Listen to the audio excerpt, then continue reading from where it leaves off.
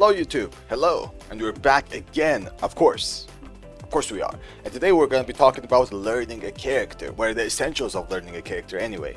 So, if you're a viewer that wants to really learn their character, already you know over the basic steps, or if you want to learn a new character, like a second character or something, this is basically for you. So, let's start. Let's assume that we want to start learning Dragunov. As you can see, we're playing Dragunov right now. I'm a Kazuya player, I don't play any other character that much, but let's assume I want to learn Dragunov. I know Dragunov a little bit, obviously, but let's just assume we want to learn Dragunov. So how do we start? You start via the essentials. The essentials and basics for now is to learn how to punish with your character. So what you have to know is how to punish with a 10 framer example, right? You have to find your 10 frame punish. So let me just showcase this. Whenever you block something, it's -10, like this one. You have to know how to punish this. So example, 2-1 is a Dragunov punish, 1-3 is also a Dragunov punish. You just have to find one for your character, whichever you like. You might find multiple, but whichever you like you can use. For example, Dragunov, we can use 2-1. There we go, right? 2-1, that's your 10 frame punish, you already know that. Next, 12 frame punish. That's the next thing you have to know. So whenever you block something that's -12, just like this, you have to know how to punish this. You can also use their 10 frame punishment here, right? You can, but basically it's better to know your 12 frame punishment because it usually gives more damage and more reward. Example, for Dragunov, it's 4-1.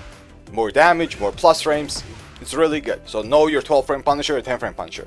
Okay, next is your 15 frame punisher. So when you block something that's launch punishable, which is -15 or lower, obviously, you have to know how to punish it. So when you block something like this, that's -16, you have to be able to launch it most of the time.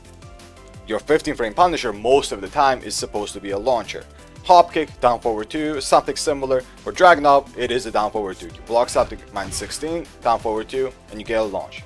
Very important to know all of these for your character, because you launch them like this and then you get a combo. Obviously. So, this is standing punishment. You have to know 10, 12, 15. Next is while standing punishment, which is whenever you're crouching. So whenever you're crouching, it's exactly the same rule. But instead of 10, 12, you have to do something like this. Whenever you block something, you have to have a -11 punishment. If something's -11, you have to be able to punish it. This is -12, but you can also punish it with a -11 punish, not -11, an 11 frame punish, which is a while standing 4 most of the time. You just press 4. Most of the characters will have this, some exceptions like Steve for example, but most characters will have something like this. Next is gonna be your 13 frame punish, if your character has it. So whenever you block something that's -13, or a bit lower, like this is 14 for example, you have to use your 13 frame punishment or a 14 frame punisher if you have one, obviously. Right? But the 13 frame punisher is a little bit more universal, but some characters don't have this. For example, Dragunov does not have a 13 frame punisher, but he has a 12 frame punisher, which is while standing 1-2, this is a 12 frame punisher, on the shoulder. Both of them are 12, which means you can punish and use this instead of a 13 frame one. And on -12 loves, if you know the -12 loves anyway, you can also use these to punish them. It's very, very good, very strong. Okay, that's second, right? 13 framer, or depending on your character, like 12 or 14, depends on your character, right? The next one is a launch punish, which is 15 frame. Whenever you block something that's -15, hello, you have to be able to launch it. Most characters will have something like a while standing 2 that will launch them, or something else, maybe while standing 1, while standing 3, doesn't matter. You have to launch your opponent whenever you block something like this, while standing 2. So this is the essentials of normal block punishment. Next, you have to know how to punish them via whiff. So whenever they whiff, for example, they just do something like this and they miss it, right? How do we punish them?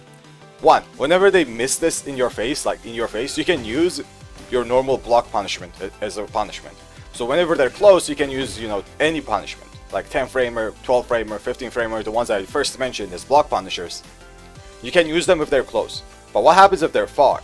Because if they're far, this doesn't work anymore. So now you have to understand that you have to know punishments from afar, which your characters might have something dedicated to that. Like example, Dragunov has something called QCFY, which has good range. So whenever something whiffs, you can punish with this.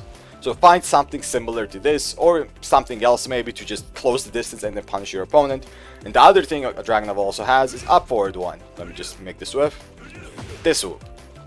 you can see that it has a lot of range, and then you can punish with this. So this is what you would call ranged Whiff Punisher. If they're close, you can use others like the block punishment moves as well, but if they're far, you have to have a dedicated punisher for this. Find something, and now it's gonna be way easier for you to punish stuff because you already know.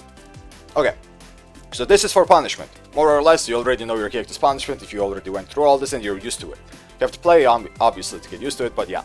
Now, next, you have to find 2 of each of these elements, I guess you can call them elements. So one is you need to find 2 buttons at least that pressure your opponent. This is unique for your character as well, by the way. Like, for example, while running 2 is the essential move for Dragunov to pressure your opponent. Very, very essential move. That is one. So for Dragunov players, you have to know how to use this. If you play someone else, usually it's a plus range, right? If you find a plus range move, usually it's that. If you want to learn a little bit faster, watch someone else play, like a pro player play or some good players play, and you'll know what to do. A pressure move, basically, usually high or a mid. And then after you find that one, find another one that's low, a pressure low. For Dragunov, for example, it is down 2. A down 2 is very good. Usually these lows are either plus or either have special properties. For example, Dragunov's down 2 is not plus, right? It's not plus, but since it forces the opponent to crouch and creates the situation, it still works really well as a pressure tool. Not to mention it also tracks really well. This cannot be stepped. A other example of a pressure low is something like Kazuya's down back 4. So this move right here. So this move is a plus range move. It's unlike the Dragunov down 2, this is plus. So this is also an example of a plus range low that can be used as a pressure move. Okay, there we go. So find some moves that can be used to pressure, just like this. Next, find moves to mix up your opponents with.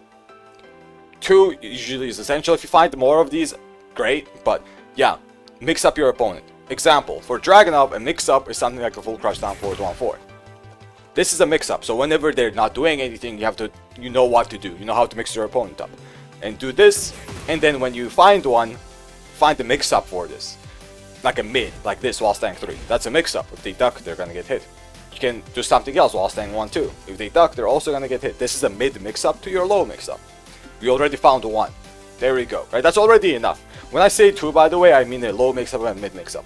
If you find more, for example, Dragunov also has a down back 3+4. This is really good. Really, really good. You can use this as a mix-up somewhat. And you can mix it up with while running 2. You can mix it up with anything, basically.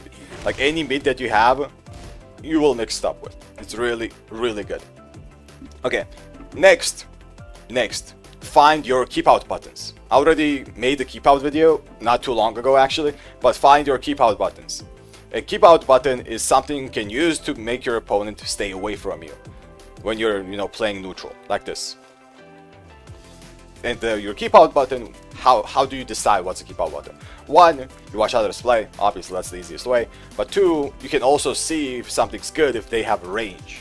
When I mentioned the Whiff Punishment, when it comes to like ranged Whiff Punishment, you can also use the same moves for keep out. Like this move, for example.